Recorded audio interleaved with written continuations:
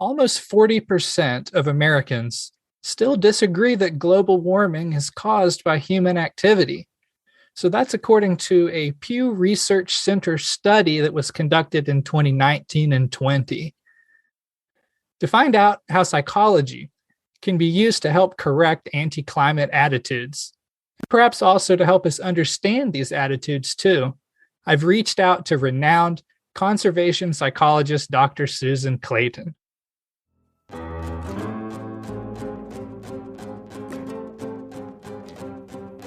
Hello there, this is Bradley, and you're listening to Psych Everywhere, a podcast by Psi Chi, the International Honor Society in Psychology. For this show, distinguished guests weigh in on applying psychological science to a diverse range of current events and to better your life. I have an exciting announcement. We'll be transcribing all future episodes, starting with this one. So if you would like to read along as you listen, you can now do so. Just look for a link to the transcription in the show notes for each episode. I am really delighted to introduce you to Dr. Susan Clayton, who received her bachelor's at Carleton College and her MS and PhD at Yale University. Here's a little about Dr. Clayton. She's the Whitmore Williams Professor of Psychology at the College of Worcester in Ohio. She was the editor of the Oxford Handbook of Environmental and Conservation Psychology, and the author of several other books, including Psychology and Climate Change, Human Perceptions, Impacts, and Responses. So as I was doing a little research on her, I saw that she has 12,000 citations on Google Scholar. And among those, I very much enjoyed reading this article called "Can Psychology Help Save the World?" And that was on the Center for Humans and Nature website. And so I was really excited when she agreed to speak with me today. Dr. Clayton, welcome to Psych Everywhere. Thanks, Bradley. Good morning, and thanks for the invitation. Absolutely. I hadn't done anything really around climate change for this series, and who better to start with than someone who knows as much as you do and is well respected in that area. So I've heard several times in recent years that psychology needs to play a bigger role in climate change. I've heard that before, but how was my question. And so I wondered if you could start by sharing some examples of how psychologists get involved in climate change. Sure, and you're definitely not the only one who does not make the connection between psychology and climate change. So part of what we need to do is just make people more aware that there is a connection, and then, of course, actually use the psychology to get involved. There are a couple of ways to understand your question. One is sort of conceptually, what does psychology have to do? How can psychologists investigate relevant questions? And the other is more practical. So let me say something to each of those. First, you made reference to this in your introduction. What psychology has to say that's relevant to climate change. For many years, psychologists have been working on behavior change, trying to get people to behave more sustainably. And that obviously continues to be important. But there's also that question of how do people understand climate change? And of course, there's a vast field of psychology about risk perception and essentially how people perceive these kinds of problems. So psychology can definitely help us with that.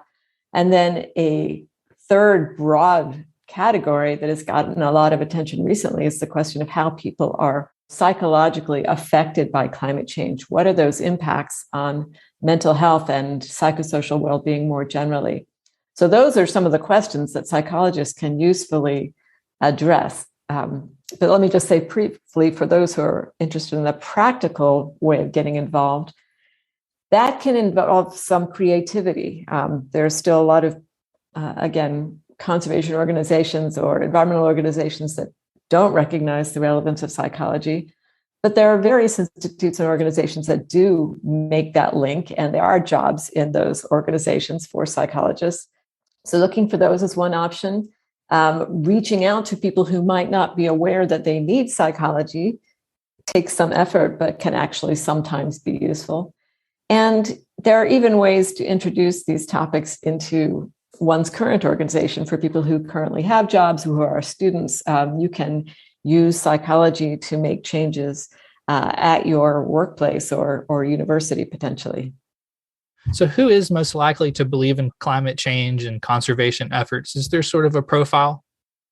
There have been a lot of research, and there are definitely demographic differences in the people who most accept climate change and most want to do something about it. It's more likely to be women than men. It's more likely to be typically younger adults than older adults. Not surprisingly, I think there's a political difference where Democrats are more likely to focus on the issue than Republicans. People who are already concerned about the environment, so environmentalists, and also people who have experiences of climate change, although that impact is not direct because you have to interpret your experience as being due to climate change. So some people don't do that. But it is complicated, and increasingly, the majority in most of those categories still now accept the fact that climate change is occurring. They definitely still differ in how much they prioritize it.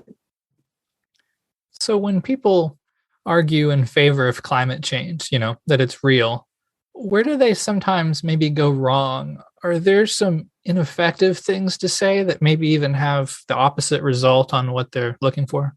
Absolutely. And I think this is true of the way we argue in general. Mm-hmm. Sometimes the impulse is that you want to say, I'm right, you're wrong, you need to accept that you're wrong. And accepting that you're wrong is very difficult for people to do. And so they'll kind of dig in their heels. And any of the psychology students who have read about cognitive dissonance, for example, know that sometimes the more wrong you are, the more you cling to your belief that you're right. So we have to, in many cases, allow people to maintain their own kind of identity, maintain their sense of their own intelligence, and gradually also accept climate change. So maybe find some areas of common agreement as a basis, like, yes, we've all noticed it's been getting hotter, haven't we? And sort of build on that. And then also screaming about how dire the situation is, being too pessimistic can also discourage people from actually being willing to acknowledge climate change because they're just going to go into denial.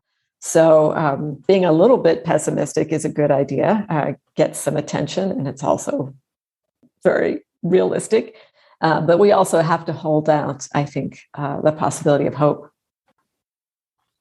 Let's say you have a family member that's just completely closed-minded about it. You've already suggested a little bit on how to get that started. Do you have any other easy first steps to get the person to open their mind? One good thing to do is to ask them about their experiences and sort of allow them to share where they're coming from. And especially, as I said earlier, maybe it could be something like, oh, things get hotter and hotter, or it seems like we don't have the major snowfalls that we used to have, or, gee, the flowers seem to be blooming earlier. Just something that you can agree on and then say, how has that affected you? And build on that. And also highlight maybe shared areas of concern or value, like the rising cost of energy or health concerns. Well, we've all been entertained and sometimes just mortified by these people on the internet, random people. We usually don't even know them. Sometimes we do. And they're having, even as we speak, fiery comment exchanges about climate change. Do you think that these online battles are ever really effective in changing people's perspective? I doubt it. I doubt it, to be honest. And the reason is, I think these online discussions, they're not, people don't enter into these discussions in order to get information. They enter into them in order to have a battle, which they may even see as fun. And so, again, it's about if you win, if your argument wins, then the other person loses. And so nobody wants to do that.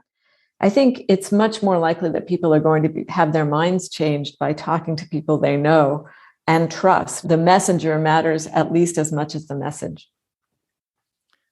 So I take it that more people are accepting of climate change now than in the past, right? Absolutely. And you cited a recent survey from Pew Research. You can see that these rates of acceptance have been going up. So why do you think they've changed? What do you think has worked? I think there are two things, and one of them is a good thing, and one of them is bad. The good thing is that I think the media have accepted climate change more than they did 10 years ago, maybe even 5 years ago. They would say, well, some experts say this heat wave is due to climate change, but others disagree. And now they'll just say, this heat wave is due to climate change. This storm is due to climate change. So they don't question it as much as they used to. And I know people use different media sources these days, so we all get our own sets of facts, but I think this has become much more general. The other thing that is not good is that people are having more personal experience of climate change. I mean, right now, as you and I are talking, and I don't know when the episode will be released, but there have been record-breaking, dangerous heat waves throughout Europe. Parts of the US are experiencing extremely high temperatures. China is experiencing extremely high temperatures. We know that it's getting hotter. In the last, just year, there have been dangerous wildfires everywhere. We seem to see more dramatic weather changes, more storms. And these experiences do change people's minds. And even if you don't experience them personally, you probably know somebody who's been affected by it. And I'm thinking of the wildfires last summer in the northwest of the United States and Western Canada. People in the middle and the east coast even of the country were being affected by the smoke from those fires. And of course, a lot of us have friends and relatives out there. So we're more aware that climate change is happening right now. I wondered, in what ways have your views on climate change changed over the years? Did you always believe in it?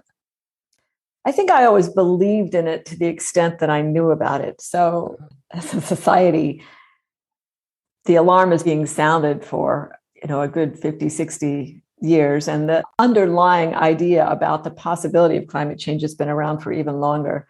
But I don't think it was something that a lot of people were paying attention to. Maybe I'm extrapolating from my own experience, but even in the 80s, 90s, it was kind of something we knew was out there, but it didn't seem like a present threat. But it was certainly for me, the kind of first decade of this century, partly because I was asked to look into it and to look into the impacts of mental health, that I began to be aware of how much it was already happening and kind of what the science was behind the way it was going to continue to happen. So I learned more about it, and the more I learned, the more serious it was to me. You mentioned that climate change has become a partisan issue. What do you think could be done to promote conservation to those with conservative values, I guess, a conservative angle? Yeah, and of course, if this were easy, we would have been successful at it a while ago. But I think it's important first to bear in mind that this is not inevitable. And in fact, the Republican Party in the United States has a history of taking action to protect the environment. Richard Nixon passed, several important environmental laws. And if you look over the years at the kind of survey results that compared Democrats and Republicans, those lines have diverged over the years. They used to be much closer than they are now. And there are other countries around the world where you don't get nearly this much of a partisan divide, although certainly there are places where you get some. So we shouldn't just say, oh, of course Republicans are against environmental policy. That's not necessarily true, but it obviously is true right now at a point of very high partisanship about everything, even things that you wouldn't expect to be partisan. So we need to kind of acknowledge that reality. I think one of the most important things, as I mentioned earlier, is to pick your messenger. People are most likely to listen to a message that's coming from somebody within their own group. They're not going to listen to somebody who's coming from an out group. So increasingly, I think organizations working for environmental protection have looked for people who are conservative, maybe who are religious, who are nevertheless very pro-environmental in order to speak to other conservatives and other religious people about protecting the environment. And the other thing that can be done is to construct a message that kind of acknowledges values that might be more important to people who are politically conservative or those who are maybe socially conservative. So highlighting the idea of individual responsibility and protecting your own native country, for example, or energy independence. There are a lot of messages that can resonate with those who are politically conservative. It seems like a challenge when promoting conservation is that a lot of it involves giving up privileges from the past. You know, those long hot showers and big diesel guzzling trucks and meat everywhere. So how can that argument be sort of reframed to focus more on the positive side of being environmentally conscious? Yeah, interesting question. There's such a psychology behind this need or desire to make people feel guilty. And some people, they impose it on themselves as well as on other people. You hear a lot of people expressing what has been called eco-guilt, their own sense of kind of inadequacy when it comes to addressing the environment. So there's kind of a bigger picture here, which is that we have tend to displace the idea of protecting the environment from systemic changes onto individual responsibility. And that's a whole nother question that could be saved for another day. We really need to talk about systemic changes. So that's part of it. But also, I think this tendency to talk about what you have to give up is something we should try to avoid and focus on the benefits of being environmentally conscious, as you say. So some of it is what's been described as co-benefits that not only, it reminds me of the old, Vegematic ads, it slices, it dices, and it also does this. So not only do you get to save energy and protect the environment, you also save money. You also become more healthy. You also perhaps gain in social interactions. So things like definitely anything we could do to clean up the air by reducing our use of fossil fuels will have immediate health benefits and, to some extent, aesthetic benefits. If we walk more and drive less, we'll all be more physically healthy and probably more mentally healthy as well. Giving up meat, or at least reducing our consumption of red meat, again, has many positive health impacts as well as reducing the environmental impact. So I think reminding people that there are many good reasons to change these behaviors. It's not just about sacrifice. I wanted to tie this back to psychology in another way. So we hear a lot about these physical consequences of climate change, temperature changes, wildfires, loss of species, drought, a whole bunch of things. But what about the psychological effects of, say, life with decreased encounters with nature and climate change? What do you think those are now, and what do you think the psychological effects will be as maybe this becomes more severe? Yeah, there's, I think, two main directions to look at this from. One is the psychological impacts of some of these negative consequences of climate change. So most people, when they think about wildfires, droughts, and so on, they think about the physical impacts, the impacts on occupations, the impacts on maybe infrastructure. But we have very good evidence that there are impacts on mental health as well. So, of course, people who have gone through a major storm show heightened levels of mental illness. People who are severely affected by droughts, such as farmers, show increased rates of suicide. And even the gradual changes that are part of climate change, especially the increased amount of heat, have more recently been shown to negatively affect our mental health. Again, you see increased rates of suicide. When temperatures are unusually hot, you see increased rates of psychiatric hospitalizations. So these negative effects on the climate are already having negative effects on our mental health.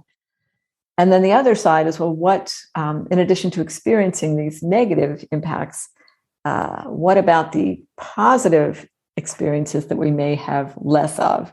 And so another thing that has really exploded in the past 10 to 15 years is research evidence of the benefits of nature, the benefits of encounters with the natural world.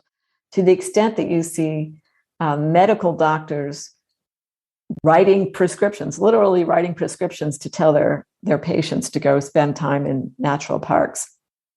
And so being out in healthy natural environments can reduce stress. It can certainly improve your mood, actually improve your physical health, as well as your mental health and potentially your social interactions. And if the environment becomes, in a sense, more threatening, more degraded, we are likely to lose some of those opportunities to have these positive encounters with nature as well. I think that's all the questions that I have right now. Is there anything I maybe missed or a message that you'd like to share to conclude? Sure. I hate to end on such a negative tone. So I guess I would just say it's important to not be too pessimistic, to not completely lose hope. And I do think that there are many things to give us hope. There are many, especially for me, the examples of people coming together to work to address the issue. And not only is there the potential to mitigate climate change, there's also just the benefits of these social interactions, of people becoming more engaged citizens and connecting with each other and working to do something that matters to them. I think it's not just about avoiding negative outcomes. Those kinds of activities can actually improve our lives in significant ways. The silver lining of climate change is, I think it, at some level, is forcing us all to rethink how we live our lives, both as individuals and as a society, and maybe prompting some positive changes that could have payoffs for our general well-being. I just want to thank you so much for being on the show today. I really do appreciate everything that you're doing to really grow the conservation field and help people understand how to apply psychology to this issue that's going to affect all of us if it isn't already. So yeah, just thank you so much. Great. And thank you again for highlighting this issue. I'm, love to get it out to an audience that it might affect the way they think about psychology and even maybe their own careers. You've just listened to another episode of Psych Everywhere. If you haven't already subscribed to Psych Everywhere, go ahead and follow us wherever you go for podcasts. Tell a friend or a colleague about the show. Word of mouth is a huge help for podcasts. So, share what you learned at the dinner table or in your classes. You can also follow us on Twitter at Psi Chi Podcast and leave a review at Apple Podcast or wherever you go for podcasts. You'll absolutely make my day, and more importantly, you'll be helping us to get psych everywhere. Okay, that's all for now. I'll connect with you again soon. Copyright 2022, Psi Chi, the International Honor Society in Psychology. All rights reserved.